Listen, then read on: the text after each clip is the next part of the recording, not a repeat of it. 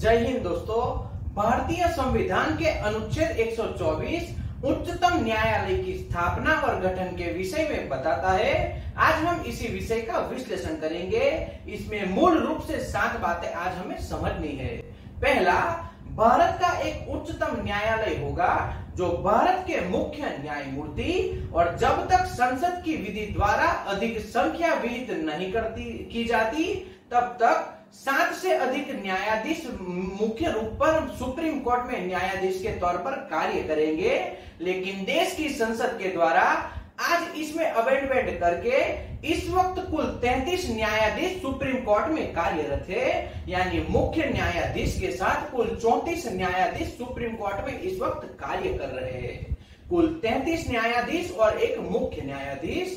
दूसरा, उच्चतम न्यायालय के और राज्यों के उच्च न्यायालयों के ऐसे न्यायाधीशों से परामर्श करने के पश्चात जिनमें राष्ट्रपति इस प्रयोजन के लिए परामर्श करना आवश्यक समझे, राष्ट्रपति अपने हस्ताक्षर और मुद्रा सहित अधिपत्र द्वारा उच्चतम न्यायालय के प्रत्येक न्यायाधीश को नियुक्त करेंगे।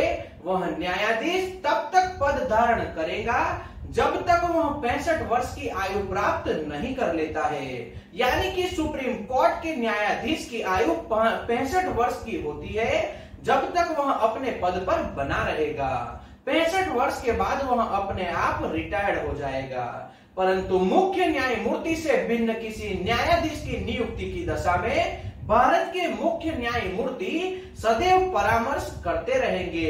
यानी कि मुख्य न्यायमूर्ति से पूछे बिना किसी भी न्यायाधीश को नियुक्त नहीं किया जाएगा। यहाँ पर हमें 3 बातें बताई है।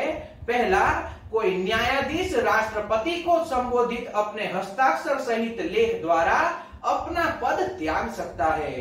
दूसरा, किसी न्यायाधीश को भारतीय संविधान के खंड 4 में बताए अनुसार अपबंधित रीत से अपने पद से हटाया जा सकता है। तीसरा, उच्चतम न्यायालय के न्यायाधीश की आयु ऐसे प्राधिकारी द्वारा और ऐसी रीत से अवधारित की जाएगी जिसमें संसद विधि द्वारा अपबंध करेगा। यानी कि संसद इसकी आयु तय करेगा। अब तीसरे मुद्दे पे आते हैं। कोई व्यक्ति उच्चतम न्यायालय के न्यायाधीश के रूप में नियुक्ति के लिए तभी अहित होगा जब वह भारत का नागरिक होगा। यहाँ पर भी 3 बातें हमें समझनी है। पहला, किसी उच्चतम न्यायालय का ऐसा 2 या अधिक न्यायालयों को लगातार कम से कम 5 वर्ष तक न्यायाधीश होने चाहिए। यानी कि हाई कोर्ट में 5 वर्ष जज के रूप में कार्य किया होना चाहिए। दूसरा, किसी उच्च न्यायालय का या ऐसे 2 अधिक न्यायालयों को में लगातार कम से कम 10 वर्ष तक अधिवक्ता के रूप में कार्य किया होना चाहिए। यानी कि हाई कोर्ट में 10 वर्ष वकालत की होनी चाहिए। तीसरा, राष्ट्रपति की राय से ही किसी को भी चुना जाएगा। यहाँ पर 2 स्पष्टीकरण भी हमें समझाए गए हैं। पहला, इस खंड में उच्च न्यायालय से यह उच्च न्यायालय अभिप्रेत है जो भारत के राज्य क्षेत्र के किसी भाग में अधिकारी का प्रयोग करता है या इस संविधान के प्रारंभ से पहले किसी भी समय पर वह प्रयोग करता रहा होगा। यानी कि पहले भी यही प्रयोग होता था और अब भी यही प्रयोग होता है। दूसरा, इस खंड के प्रयोजन के लिए किसी व्यक्ति के अधिवक्ता रहने की अवधि की संगणना करने में वह अवधि भी सम्मिलित की जाएगी जिसके दौरान किसी व्यक्ति ने अधिवक्ता होने के पश्चात ऐसे न्यायिक पद धारण किया है जो जिस न्यायाधीश के पद से अवैध नहीं है। अब इससे आगे समझते हैं। चौथा मुद्दा, उच्चतम न्यायालय के किसी न्यायाधीश को उसके पद से तब तक नहीं हटाया जाएगा जब तक साबित कदाचार या असमर्थता के आधार पर ऐसे हटाए जाने के लिए संसद के प्रत्येक सदन द्वारा अपनी कुल सदस्य संख्या के बहुमत द्वारा तथा उपस्थित और मत देने वाले सदस्यों के कम से कम 2/3 बहुमत द्वारा समर्थित समावेदन राष्ट्रपति के समक्ष उसी सत्र में रखे जाने पर राष्ट्रपति के आदेश नहीं दिया जाता।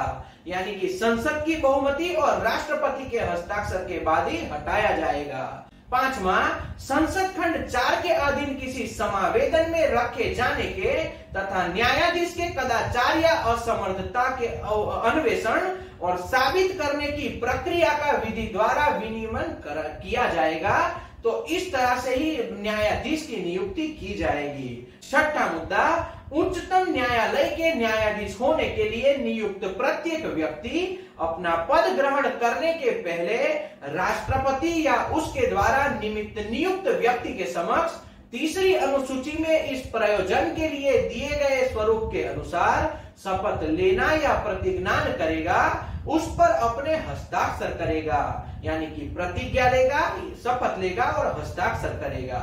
सातवां, कोई व्यक्ति जिसने उच्चतम न्यायालय के न्यायाधीश के रूप में पद धारण किया हो, वह भारत के राज्य क्षेत्र के भीतर किसी न्यायालय में या किसी पदाधिकारी के समक्ष औपवचन का कार्य नहीं करेगा, यानी कि कुछ भी गलत बयानबाजी नहीं करेगा।